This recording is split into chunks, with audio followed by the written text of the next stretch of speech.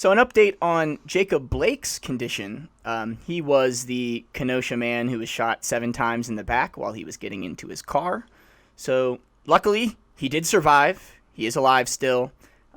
It's still unclear whether he'll be able to walk or not. He might be permanently paralyzed, but they don't know exactly yet. And so he's had his first interview the other day, and he didn't say very much, but I just wanted to pull 2 quotes in particular out of that. The first one, quote, "Every 24 hours, it's pain. It's nothing but pain. It hurts to breathe. It hurts to sleep. It hurts to move from side to side. It hurts to eat," end quote. So that just kind of gives you a look into his recovery and just the pain that he's going through after that police shooting. But then another quote, "Your life, and not only just your life, your legs, something that you need to move around and move forward in life, could be taken from you like this, man." He's just expressing his shock that, in the matter of a day, he just completely lost his ability to walk forever. So that's just really sad. Another update is there's been no charges for the officers that shot him yet. And he's actually facing sexual assault charges himself, and he pleaded not guilty to that recently. But so it'll be interesting to see where he recovers and whether he'll actually be involved in the Black Lives Matter movement going forward.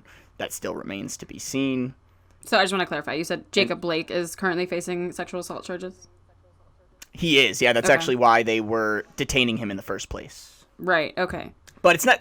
But, and all that stuff isn't really relevant to him getting shot 7 times absolutely. in the back, right? Because that's not a punishment for... I mean, even if he did the sexual assault and how terrible that is, in this other case, he is still the victim of a police shooting for, unjustified, I would say. But in other news, kind of related to that, so Kyle Rittenhouse, he was the 17-year-old kid who showed up to the protests after this shooting to kind of, join the militias that were trying to protect businesses. And so he has been charged with 2 counts of first-degree homicide and several other felonies. I think one of them is the fact that he was possessing an assault rifle illegally in the state of Wisconsin. He actually crossed state lines in order to go there. But the thing that shocked me the most about how things have developed there is just the amount of right-wing media that have come out in support of Kyle Rittenhouse. It's really disgusting. It's gross. So I have a quote here from Tucker Carlson. He actually has the most popular cable TV show in America, shockingly, at the moment, cable news. And so he said, quote, "How shocked are we that 17-year-olds with rifles decided they had to maintain order when no one else would? Everyone can see what was happening in Kenosha. It was getting crazier by the hour." And that's not even the craziest defense. I think that's maybe the most prominent person that's defended Kyle Rittenhouse. But we have a quote here from Republican Congressman Thomas Macy from Kentucky, where he said that he didn't think that Kyle Rittenhouse should be charged and that he actually exercised incredible restraint because he didn't empty his magazine into the entire crowd.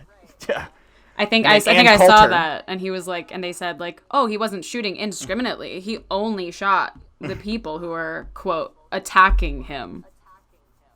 And it's crazy because so many people, and I think I talked about this a little bit in the first episode, how people only saw that one video without the context of understanding that he just shot somebody in the head, and that's why everybody's trying to attack him, quote unquote. Right, and they're also attacking him with a skateboard. Like, nobody that was running after him had a weapon nearly as lethal as he did. And they were trying to get that weapon out of his hands to protect other people. It's so frustrating that it's like, it's self-defense. He ended 2 people's lives who were attempting to save more lives.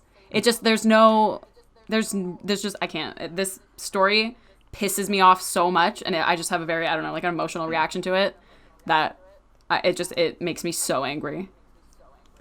And it's crazy to think if he didn't flee in the first place, if he had stayed after he shot the first person in the head and, apologized, tried to give him first aid, whatever it is, the next 2 people who got shot, that wouldn't have had to happen if he had just stayed and turned himself in initially.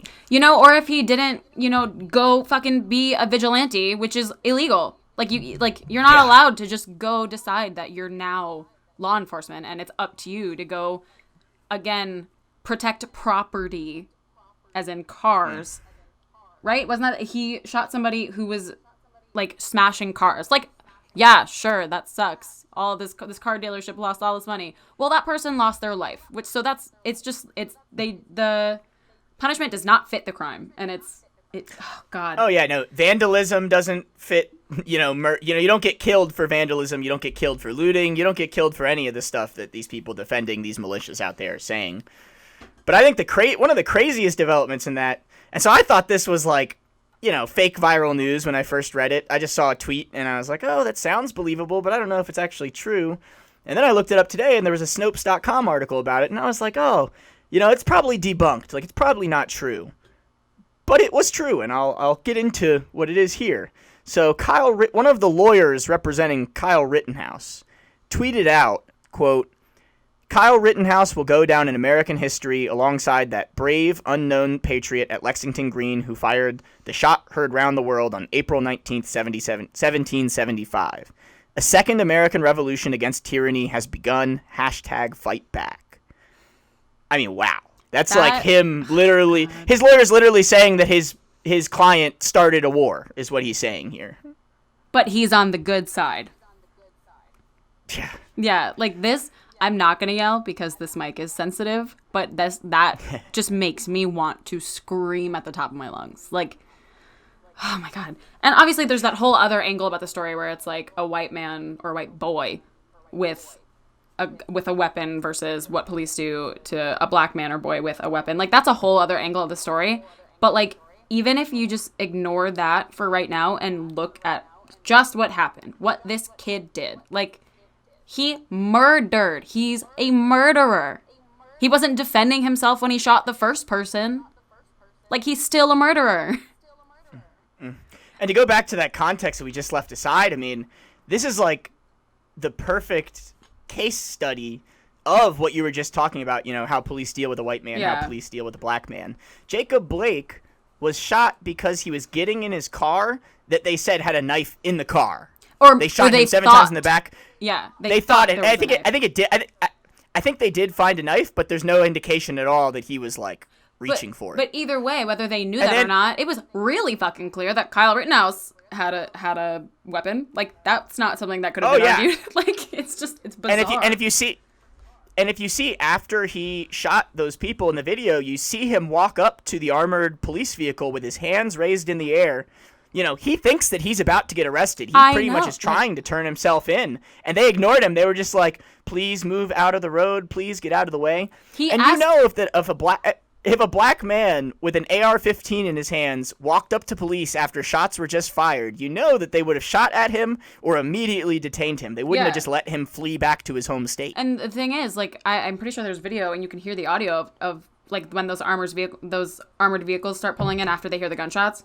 They literally ask him as he's walking towards them. He goes, injured people up ahead. Like, the cops are asking him because, of course, it couldn't have been him. Of course, it couldn't have been this white kid with a fucking giant-ass gun. No, he wasn't the one who injured all those people after hearing all those gunshots. Like, that doesn't make sense. Like, are you kidding? Like, you don't even think to possibly, like, at least detain and question this person who is going away from a scene where gunshots were heard holding a gun. Like, like, where's the logic? I mean, I guess the logic is in the racism of, a white man, no matter what he does, always gets the benefit of the doubt from white police officers, whereas a black man, no matter what he does, is viewed as a criminal thug who is a potential threat. No matter what. They're always trying to de-escalate with a white person, but when it's a black person, that's not even an option in their heads. Right, like, black people have to prove they're innocent, white people have to prove they're guilty. Like, that's just not how the world's supposed to work, but that is currently what we are dealing with in the United States. And that's what the Black Lives Matter movement's fighting for, to get that to change. Alrighty, that is all we have for you guys today. If you enjoyed this podcast, make sure you give it a like. And if you want to hear more from us, make sure you subscribe to our channel. You can follow us on our other socials by liking us on Facebook at Back Pocket Report, following us on Instagram at Back Pocket Report, and also on Twitter at BPR News Pod. Next time you're looking for news, don't forget to check your back pocket.